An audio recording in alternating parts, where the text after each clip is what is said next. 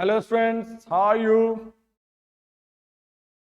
आपको पता है कि 11th का टॉपिक जो मैं पढ़ा रहा हूं कंटिन्यूअसली आपको, वो पढ़ा रहा हूं अभी लगातार पिछले 2-3 वीडियो से, ग्रेविटेशन। ग्रेविटेशन में आज एक टॉपिक डिस्कस करूंगा मैं। वो टॉपिक होगा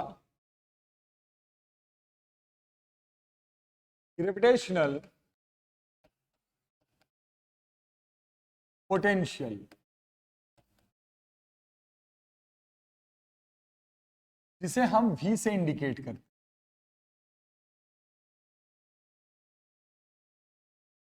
The topic is new and very important topic, and the topic is gravitational potential, जिसे हम V से इंडिकेट करते हैं। V से क्या कहा जाता है, आप ध्यान से सुनना मेरी बात को, कि मान लो अगर कोई आपके पास कोई मास है m, और इस मास की वजह से r डिस्टेंस पे मुझे ग्रेविटेशनल पोटेंशियल बताना है कि ग्रेविटेशनल पोटेंशियल क्या होगा, तो हम कैसे डिफाइन करें, क्या होगा, कैसे निकालें, क्या करें। तो कहा जाता है ग्रेविटेशनल पोटेंशियल किसी भी मास की वजह से ग्रेविटेशनल फील्ड के अंदर, आपको पता है किसे कहते हैं ग्रेविटेशनल फील्ड। आपको पहले यह भी जानना जरूरी है कि क्या होता है ग्रेविटेशनल फील्ड। कोई आपसे पूछे कि ग्रेविटेशनल फील्ड क्या है, कोई भी पूछ सकता है व्हाट इज ग्रेविटेशनल फील्ड। तो कहते हैं ना, एक मास दूसरे मास को यूनिवर्स में अट्रैक्ट करता है। Each and every mass attract to another mass, यही पढ़ रहे हैं शुरू से हम। तो हर मास का अपना एक पर्टिकुलर रीजन होता है कि जहां तक वो दूसरे मास पे अट्रैक्शन लगा सकता है।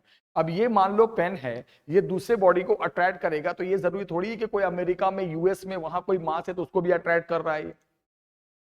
हर मास का अपना एक पर्टिकुलर रीजन होता है कि उससे बाहर वो दूसरे मास को अट्रैक्ट नहीं कर सकता। नो, एक मास का अपना एक रीजन है, बस वहीं तक वो उस पे अट्रैक्शन अपना लगा सकता है, उसे अट्रैक्ट कर सकता है। हर मास का अपना एक पर्टिकुलर रीजन होता है। तो जो मास का एक पर्टिकुलर रीजन होता है, जहां तक वो उस मास को, दूसरे मास को अट्रैक्ट कर सकता है, उसे हम उस मास का ग्रेविटेशनल फील्ड कहते हैं। मान लो कोई मास m है और ये उसकी ग्रेविटेशनल फील्ड है। इसका मतलब ये मास, इसके अंदर अगर कोई दूसरा मास दिख गया तभी ये उसको अट्रैक्ट कर सकता है। अगर कोई दूसरा मास इस रीजन से बाहर चला गया तब ये मास दूसरे मास को अट्रैक्ट नहीं कर सकता। तो हर मास का अपना एक इफेक्टिव रीजन होता है, जहां तक वो दूसरों पे फोर्स लगा सकता है, उसे कहते हैं उस मास का ग्रेविटेशनल फील्ड। यस, पॉइंट को क्लियर करो। अब क्या बताया गया बेटा कि अब जैसे फील्ड यहां पर भी, यहां पर भी, यहां पर भी, यहां पर भी, यहां पर भी, तो एक टर्म है उसे कहते हैं gravitational field intensity. Gravitational field intensity, जिसे हम आई से इंडिकेट करते हैं। तो ये जो मैं पढ़ा रहा हूं अभी, मैंने क्या कहा है, व्हाट इज ग्रेविटेशनल फील्ड। एक मास के चारों तरफ जहां तक उसका इफेक्ट होता है, इफेक्टिव रीजन होता है, कैसा, दूसरों पे फोर्स लगाने का, हम उसे उस मास का ग्रेविटेशनल फील्ड कहते हैं। और क्या बताया गया कि एक मास का जो फील्ड होता है वो हर जगह एक जैसा नहीं होता। कहीं इस मास का फील्ड स्ट्रांग होता है, कहीं इस मास का फील्ड वीक होता है। मतलब फील्ड तो हर जगह है, इफेक्ट तो हर जगह है, लेकिन यूनिफॉर्म इफेक्ट नहीं होता। तो कहीं पे फील्ड स्ट्रांग है, कहीं पे फील्ड वीक हो गई इसकी, तो वो जो टर्म बताता है उसे ग्रेविटेशनल फील्ड इंटेंसिटी कहते हैं। आई से इंडिकेट करते हैं, आई से। और किसी भी मास की वजह से आर डिस्टेंस पे आपको अगर आई पता करना है, इंटेंसिटी क्या है, इसकी इंटेंसिटी क्या है, इसके फील्ड की स्ट्रेंथ क्या है, फॉर्मूला याद रखना बेटा। फॉर्मूला होता है डी, जो भी मास है वो, upon r square. Yes, this is the formula of gravitational field intensity of any mass m at distance r। ये होता है ग्रेविटेशनल फील्ड इंटेंसिटी का फॉर्मूला।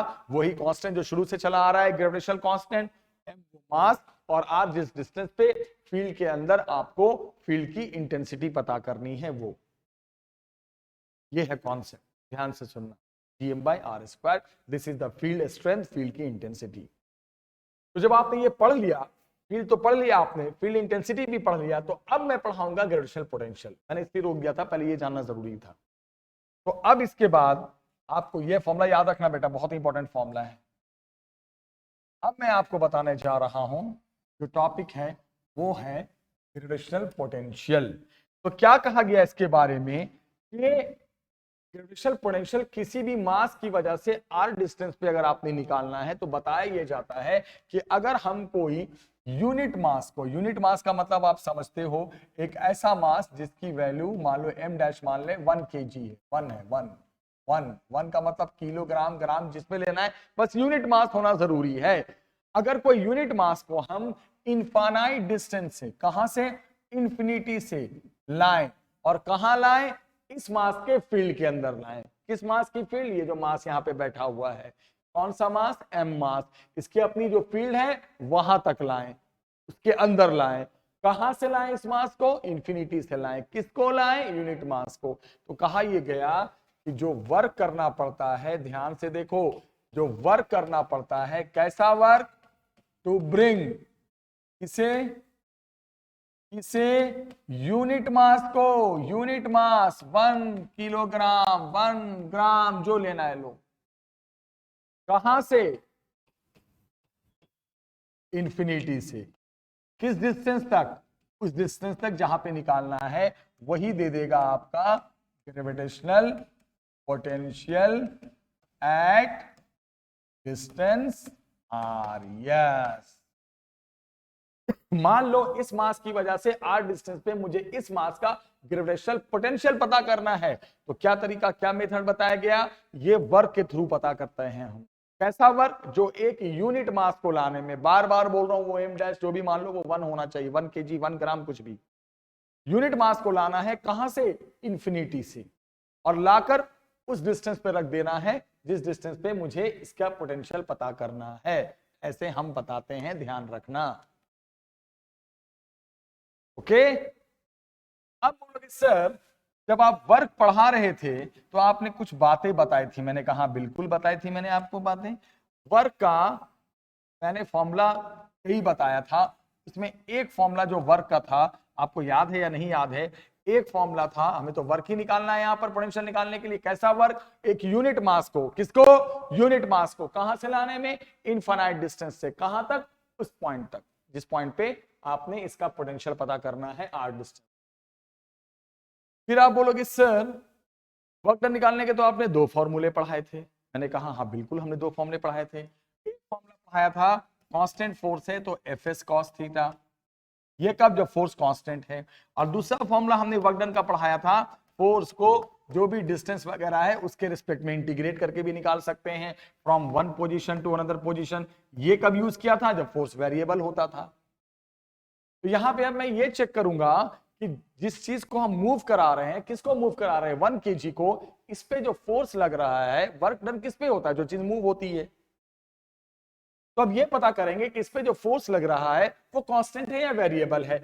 जैसा फोर्स लगेगा उसी कैटेगरी में हम वर्क डन का फॉर्मूला यूज करेंगे। तो अब देखो, इस पे फोर्स लगाएगा कौन? ये लगाएगा। ऑब्वियसली बात है, ये मास दूसरे मास को अट्रैक्ट करेगा, अपनी तरफ अट्रैक्ट करेगा, करेगा ना? ये हो गया फोर्स। अब ये F है क्या? बोलोगे सर F क्या है? बिल्कुल बताऊंगा। F है क्या? फोर्स। किस पे? यूनिट मास पे। कौन लगा रहा है? दूसरा मास M लगा रहा है। और ये फोर्स, पक्की बात है, एकदम 100%, ये फोर्स वेरिएबल है। बोलोगे सर ये कैसे पता चल गया? आप ये कैसे पता चल गया कि ये फोर्स वेरिएबल है? सोचने वाली बात है बेटा। आप बोलोगे सर ये कैसे पता चल गया कि ये फोर्स वेरिएबल है? मैं बोलूंगा हाँ भाई, मुझे पता चल गया कि ये फोर्स वेरिएबल है। बताता हूं कैसे पता चल गया, सुनो। ये वाला मास इस मास को अट्रैक्ट करेगा जब ये आ रहा होगा। कहां से आ रहा है ये बताओ? इंफिनिटी से। तो ये वाला इसे अट्रैक्ट करेगा, क्योंकि साइंस में हर एक मास दूसरे मास को अपनी तरफ अट्रैक्ट करता है। तो सोचो, जब ये मास इसको अट्रैक्ट करेगा, अपनी तरफ अट्रैक्ट करेगा, तो किस फोर्स से करेगा? तो फोर्स का फॉर्मूला क्या होता है 2 मास के बीच? जी, पहला मास, दूसरा मास तो 1 लेना है, और अपॉन इनके बीच जो डिस्टेंस है। इनके बीच डिस्टेंस तो फिक्स है ही नहीं, क्योंकि ये तो चला रहा है इंफिनिटी से। डिस्टेंस तो वेरिएबल है, डिस्टेंस फिक्स है ही नहीं, कभी यहां, कभी यहां, कभी यहां, कभी यहां, कभी यहां, कभी यहां। तो डिस्टेंस को हम कोई वेरिएबल मान लेंगे, एक्स मान लेंगे। यहां पे देखा आपने, यहाँ पे x क्या आ गया, कांस्टेंट या वेरिएबल, वेरिएबल। जब x वेरिएबल हो गया, जब इनके बीच की डिस्टेंस वेरिएबल है, डिस्टेंस फिक्स नहीं है, तो फोर्स भी वेरिएबल है। तो इस तरह ये पता चला कि ये जो मास जिसपे हम वर्क डन निकाल रहे हैं, इसको मूव कराने में हम वर्क डन निकाल रहे हैं, वो मास पे लगने वाला फोर्स जो ये लगाएगा, दूसरा मास खींचेगा, अट्रैक्ट करेगा, वो वेरिएबल फोर्स है।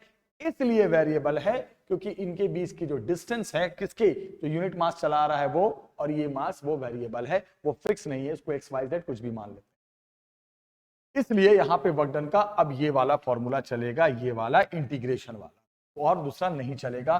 तो क्या करोगे बेटा, वर्क डन के लिए फोर्स को जो भी डिस्टेंस, जैसे s है, यहां x माना है, x के रिस्पेक्ट में इंटीग्रेट। x के रिस्पेक्ट में क्यों, जो वेरिएबल होता है x मानो तो x, y मानो तो y, z मानो तो z, जो भी वेरिएबल डिस्टेंस आप इनके बीच आप मान रहे हो, वो हम उसके रिस्पेक्ट में इंटीग्रेट करते हैं।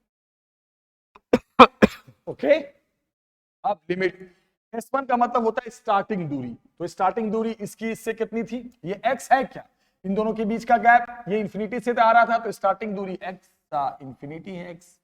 और जब आकर यहां बैठ जाएगा इस पॉइंट पे जहां पे पोटेंशियल निकालना है, तो ये दूरी r है, इंफिनिटी से r, बस और कुछ नहीं है बेटा, सिंपल चल रहा है। अब ये जो फोर्स है इसकी वैल्यू रख दोगे, क्या वैल्यू रखोगे फोर्स की जगह पे, सोचने वाली बात है, gm अपॉन एक्स स्क्वायर, और ये dx इंफिनिटी से r। क्या क्या मैंने फोर्स की वैल्यू पुट कर दी। फिर क्या कॉन्सेप्ट है, जो कांस्टेंट होता है इंटीग्रेशन में बाहर आ जाता है, तो capital G is the constant, small m is the constant, ये उठकर बाहर आ गया।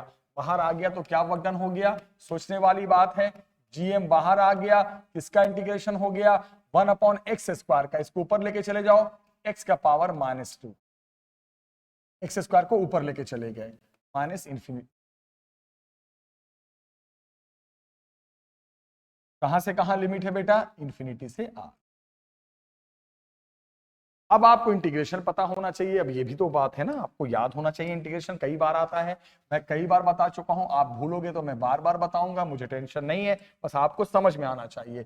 x के पावर n का इंटीग्रेशन अगर हमने करने बताया था dx के रिस्पेक्ट में, तो आंसर होता था x का power n+1 upon n+1, x के पावर कुछ भी हो उसका इंटीग्रेशन हो x के रिस्पेक्ट में, dx x के रिस्पेक्ट में, x के पावर n का, तो पावर बढ़ जाता है और उतनी ही पावर से डिवाइड कर देते हैं। तो क्या आ गया वर्क डन बेटा, d m स्मॉल लेके चल रहे हैं ना, dm, इसका क्या इंटीग्रेशन हो गया, सोचो, n के जगह पे क्या है, -2 है, तो क्या आंसर आ जाएगा, x का पावर n+1 -2+1 अपॉन -2+1 और लिमिट इंफिनिटी से r। क्या क्या मैंने फॉर्मूले पे रखकर इंटीग्रेट कर दिया, जो n के जगह पे क्या है, -2 इंटीग्रेट कर देंगे बेटा, फिनिश। अब मुझे बताओ, -2+1 -1, इसको माइनस बाहर ले लो, वर्क डन क्या आ गया बताओ, -gm, क्या क्या मैंने -2+1 बाहर ले लिया, और ये x का पावर -1 ऊपर बचेगा, तो इसको नीचे डाल दो वापस, 1 अपॉन x,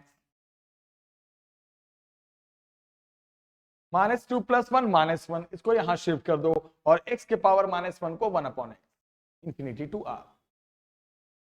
अब क्या हो गया, अब आप जब सब कुछ कर देते हो तो लास्ट में आप लिमिट को रखते हो, finally you put the limit, तो x की फाइनल वैल्यू r है, तो जहां x है वहां पे r लिख दो, फिर बीच में लगाते हो माइनस। अब x की जो इनिशियल वैल्यू है वो रखो, x की इनिशियल वैल्यू इंफिनिटी है, तो x को हटा के इंफिनिटी, 1 अपॉन इंफिनिटी, और समथिंग अपॉन इंफिनिटी क्या होता है, 0, तो क्या आ गया ये, -gm/r। यस, यही वर्क करना पड़ा एक यूनिट मास को इंफिनिटी से इस मास के ग्रेविटेशनल फील्ड में लाने के लिए r डिस्टेंस पे, तो जो वर्क करना पड़ता है वही वर्क तो बनता है पोटेंशियल। तो क्या लिखोगे सर, पोटेंशियल का फॉर्मूला आ गया, -gm/r। यस, ये फॉर्मूला होता है ग्रेविटेशनल पोटेंशियल का किसी भी मास m की वजह से r डिस्टेंस पे। इस बात को हमेशा याद रखना, this is the formula of gravitational potential due to a mass m at distance r। अगर पूछे ना क्या है ग्रेविटेशनल पोटेंशियल, तो ये, अब बोलो यूनिट क्या है सर, तो इसकी यूनिट होगी जूल पर केजी। बोलोगे ये कैसे? मैं बोलूंगा हाँ बताता हूं कैसे। वर्क डन है, इट इज क्या है? वर्क डन है तो जूल होनी चाहिए ना, वर्क डन से निकलता है तो जूल होना चाहिए ना यूनिट। लेकिन per unit mass, unit mass को लाने में तो जूल पर केजी। तो this is gravitational potential and this is the concept, this is the formula. मुझे पूरा विश्वास है कि आपको समझ में आ गया होगा। आई नो वेरी वेल आप ये कॉन्सेप्ट क्लियर कर चुके हो। अब जब ये टॉपिक आपने पढ़ लिया, क्या पढ़ लिया? Gravitational potential. तो अब एक टॉपिक आता है, इसमें एंट्री होती है एक नए टॉपिक की। इसका नाम मैं लिखने जा रहा हूं, ध्यान से देखना बेटा। टॉपिक का नाम है,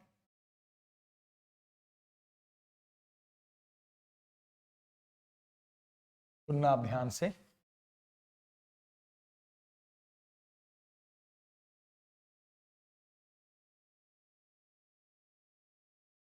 मैं इसी में ना अरेंज कर दूंगा ताकि आपको समझ। अब टॉपिक का नाम ध्यान से देखना।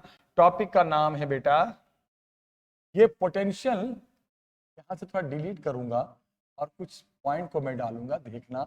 टॉपिक का नाम मैं चेंज कर रहा हूं, पोटेंशियल के साथ पोटेंशियल एनर्जी जोड़ दे रहा हूं। ऐसे इंडिकेट यू से कर, टॉपिक थोड़ा मैंने चेंज कर दिया। पहले आपने पढ़ा था ग्रेविटेशनल पोटेंशियल, अब टॉपिक का नाम है gravitational potential energy. That is gravitational potential. अब है ग्रेविटेशनल पोटेंशियल एनर्जी, वो भी से ये यू से, फर्क इतना है। लेकिन साहब आपने ये सब क्यों नहीं हटाया? मैं बताता हूं क्यों नहीं हटाया, आपको समझाता हूं मैं। इसलिए नहीं हटाया मैंने, सुनो आप ध्यान से, कि फर्क इतना है कि वो जो होता था ग्रेविटेशनल पोटेंशियल, वो होता था due to a single mass, but energy वही डेवलप होती है जहां सिस्टम ऑफ मास होता है। आप समझो, एनर्जी कभी सिंगल मास का नहीं होता, जहां सिस्टम बनता है। सिस्टम का मतलब दो मास होते हैं, जब तक मास के जोड़े पेयर नहीं होंगे सिस्टम के पास एनर्जी नहीं आएगी। तो पोटेंशियल सिंगल मास की वजह से होता है, इंटेंसिटी सिंगल मास की होती है, बट एनर्जी कभी सिंगल मास के लिए एग्जिस्ट नहीं करती। एनर्जी एक सिस्टम ऑफ मास की होती है, एनर्जी हमेशा सिस्टम की होती है। जहां दो मासेस होते हैं, पेयर बनते हैं, जोड़े बनते हैं, वहां एनर्जी होती है। याद रखना, इसे कहते हैं क्या? Gravitational potential energy. तो ये जब आएगा कि आप क्या निकालो बेटा? ग्रेविटेशनल पोटेंशियल एनर्जी निकालो। अगर ये आ गया कि हाँ जी आपने क्या निकालना है? ग्रेविटेशनल पोटेंशियल एनर्जी निकालना है। You have to find the gravitational potential energy. देखो कितना चाहिए, रेजर है, सब साफ हो गया है कि नहीं? अब क्या कहा उसने? अगर आपको निकालना है gravitational potential energy, I mean to say you, तो वहां पे दो मास ले जाएंगे, वो दो मास का होता है। उस सिस्टम में दो मासेस होने चाहिए, आप ध्यान से समझ जाना। एक मास नहीं, दो मास, m1 m2 और ये r डिस्टेंस पे हो तभी एनर्जी डेवलप होती है। ये एनर्जी हमेशा सिस्टम ऑफ मास की होती है, सिंगल मास की नहीं होती। इस बात को कभी नहीं भूलना। क्या फॉर्मूला भी आने वाला है। अब डिराइव कैसे करें? एनर्जी हो या पोटेंशियल हो, डिराइव वर्क डन से होता है। तो यहां भी क्या कहा गया कि यहां भी वर्क डन से ही बताया जाता है कि मान लो सिस्टम में दो मास हैं, एक मास है और दूसरे मास को आप लेकर आ रहे हो। कहां से लेकर आ रहे हो? फिर वही बात, कहां से लेकर आ रहे हो? इंफिनिटी से।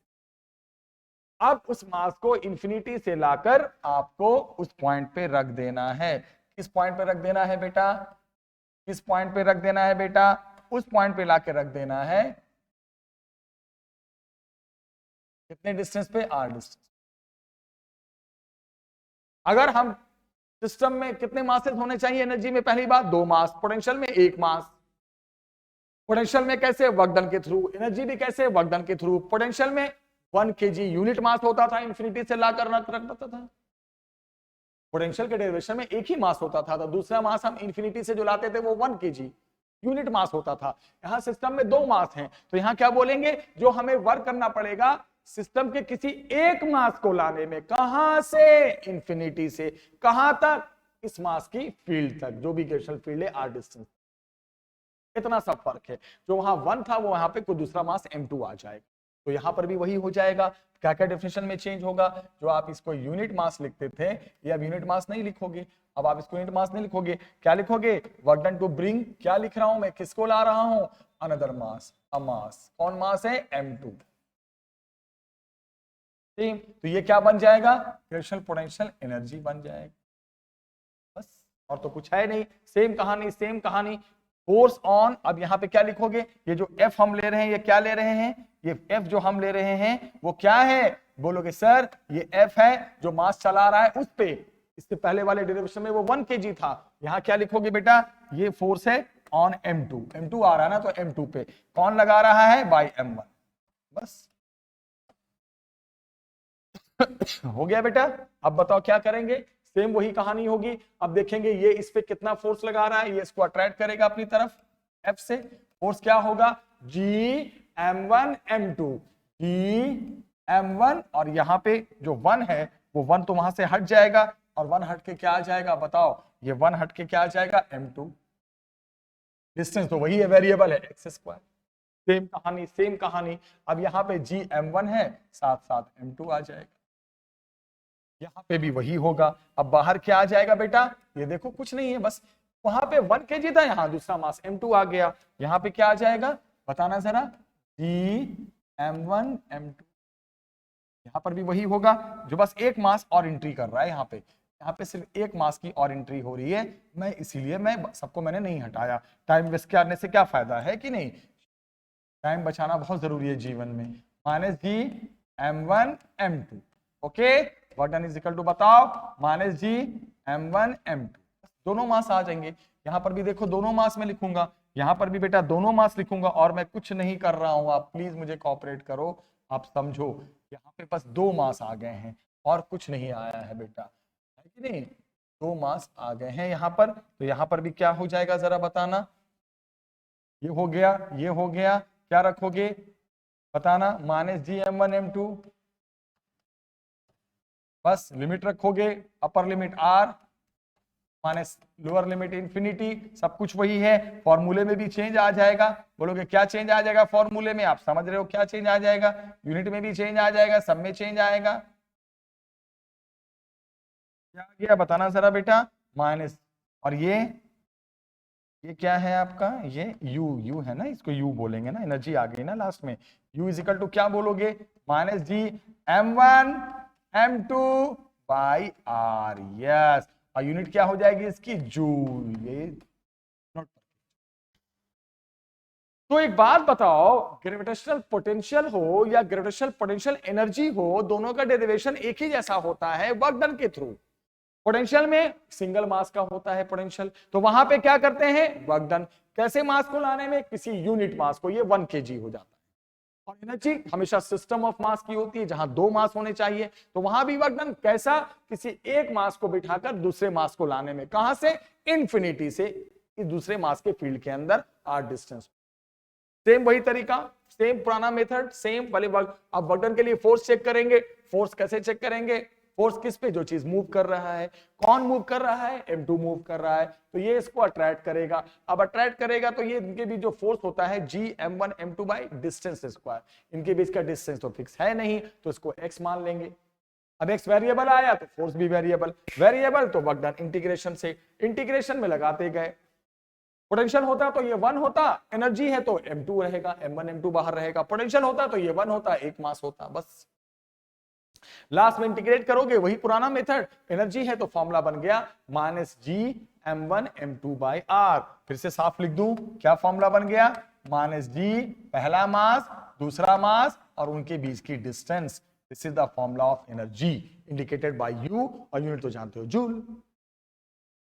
तो ये एनर्जी देखो, एनर्जी के फॉर्मूले में देखो ना, 2 मास आ रहे हैं, तो ऑब्वियस सी बात है 2 मास आएंगे तो सिस्टम के लिए होता है।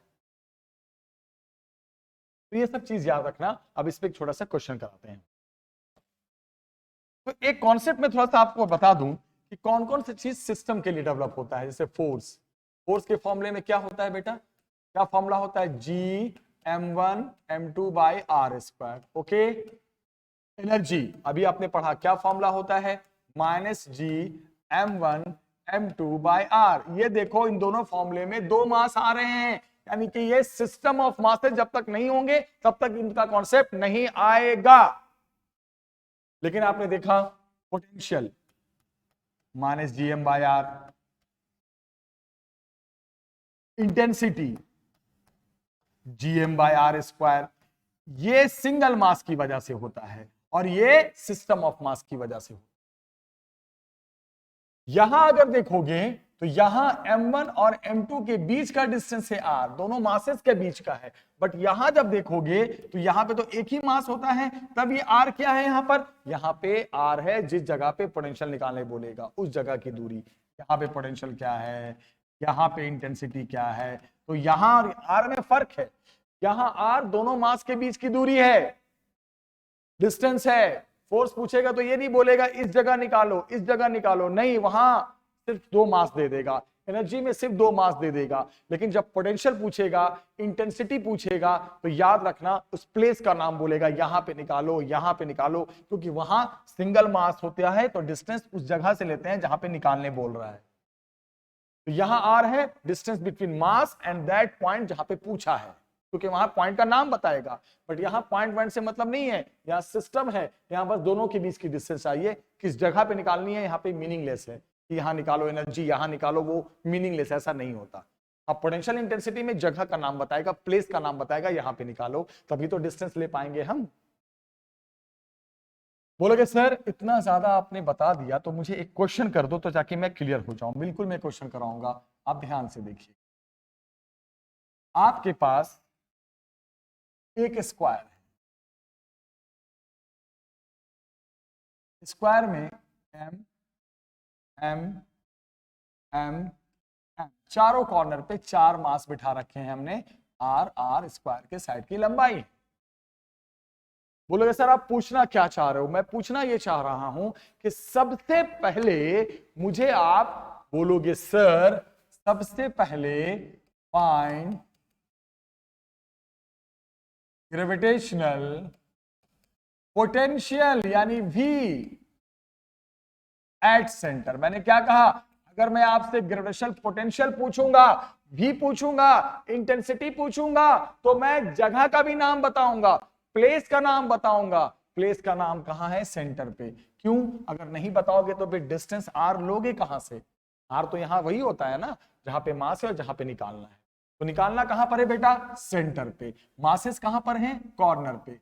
आपको पता होगा जब स्क्वायर हम लेते हैं तो सेंटर और कॉर्नर के बीच की डिस्टेंस r/√2 होता है। पता है डायगोनल होता है कितना स्क्वायर का? r साइड है तो डायगोनल r√2 होता है, देखा होगा मैथ, इसका आधा होता है r/√2। अब बताओ हमें निकालना कहां पर है? सोचो, हमें पोटेंशियल निकालना कहां पर है? सेंटर पे। जगह हो गई सेंटर, जगह हो गया ये, और मास से डिस्टेंस r/√2। तो फॉर्मूला -gm बाय क्या होता है? जो भी डिस्टेंस लेते हो r/√2 और इंटू 4 क्यों? क्योंकि सेम ऐसे ऐसे 4 मासेस हैं, चारों का आ गया। अलग अलग होते तो gm1 फिर m2 अलग अलग जोड़ना पड़ता। मास सेम है, एक जैसा आएगा, सीधे 4 कर दो। क्या आंसर आ गया बेटा? आंसर आ गया, बताना आंसर क्या आ गया? ध्यान से देखो, आंसर आ जाएगा ऊपर जाकर, ये √2 चला जाएगा तो -4√2 gm/r है ना, √2 पर चला गया ना, ये हो गया पोटेंशियल। फिर इन्होंने क्या बोला भाई? फाइंड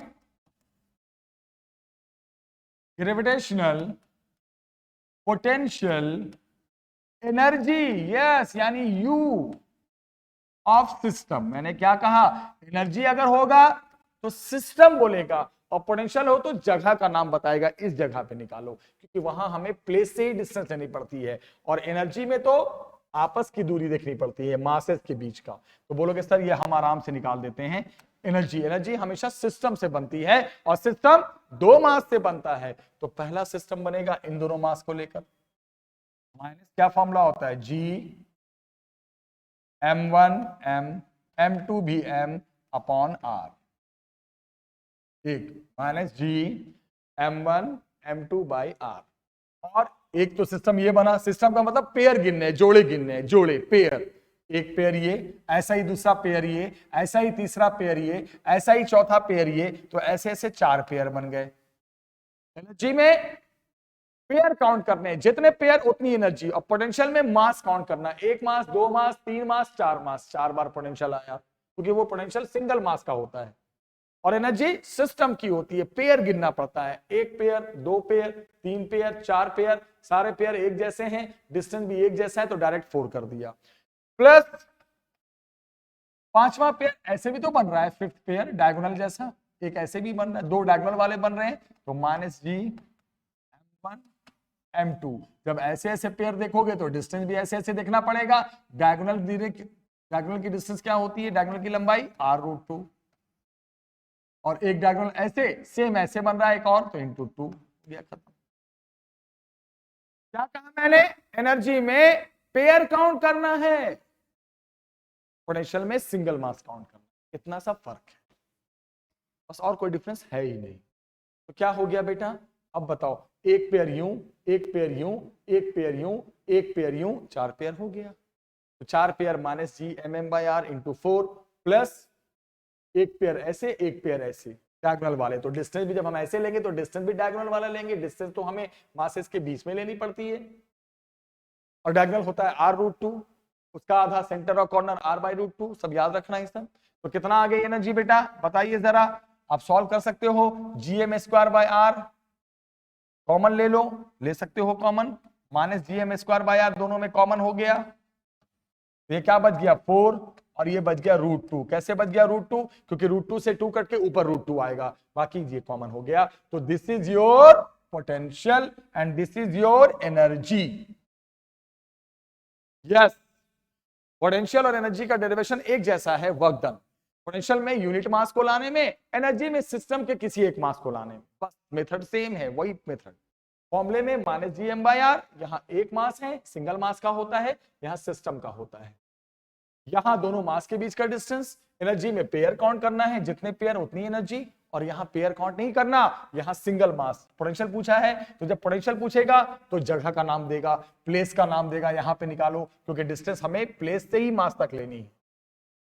पोटेंशियल में 1 2 3 4, 4 मास तो 4 पोटेंशियल, एनर्जी में पेयर 6 पेयर तो 6। ये था आज की क्लास का topic, gravitational potential and gravitational potential energy. मुझे पूरी उम्मीद है बेटा समझ में जरूर आया होगा, आई होप बिल्कुल।